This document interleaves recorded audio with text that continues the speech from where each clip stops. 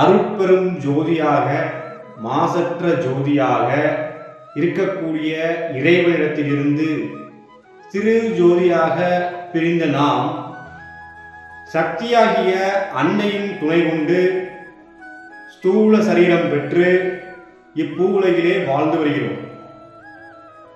இப்படி அருட்பெரும் ஜோதியாக இருந்த இறைவன் சிறு ஜோதியாக பிரிந்து ஒரு ஆட்டோ ஓட்டுபவராகவும் ஒரு காகமாகவும் மற்ற உயிரினங்களாகவும் கூலித்தொழிலாளியாகவும் பணக்காரனாகவும் இறைவனே நடனம் புரிந்து கொண்டிருக்கிறார் என்பதுதான் உண்மை.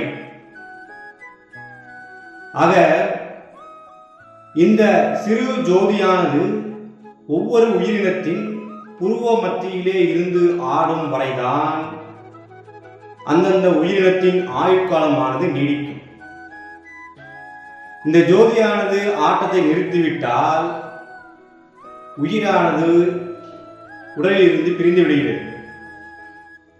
ஆக அனைத்து உயிரினத்திற்கும் ராஜாவாக இருந்து நடனம் புரிந்து கொண்டிருப்பதால் இறைவனை நடராஜர் என்று நாம் அன்போடு அழைக்கிறோம். மேலும் இந்த ஒவ்வொரு உயிரினமும் தன்னுடைய குண்டலினி சக்தியை மேலெழுப்புவதன் மூலமாக ஆண் பெண் தத்துவத்தில் ஒன்றிணைந்து சிவமாகவும் செயல்படுகிறது. அப்ப இந்த சிவத்துக்கெல்லாம் பெரிய சிவம் என்று இருப்பதால் இறைவனை சிவபெருமான் என்றும் நாம் அழைக்கிறோம். இதுவே உண்மை. இதுபோன்று இறைவனுடைய நாமம் ஒவ்வொன்றிற்கும் ஒவ்வொரு காரணம் இருக்கிறது.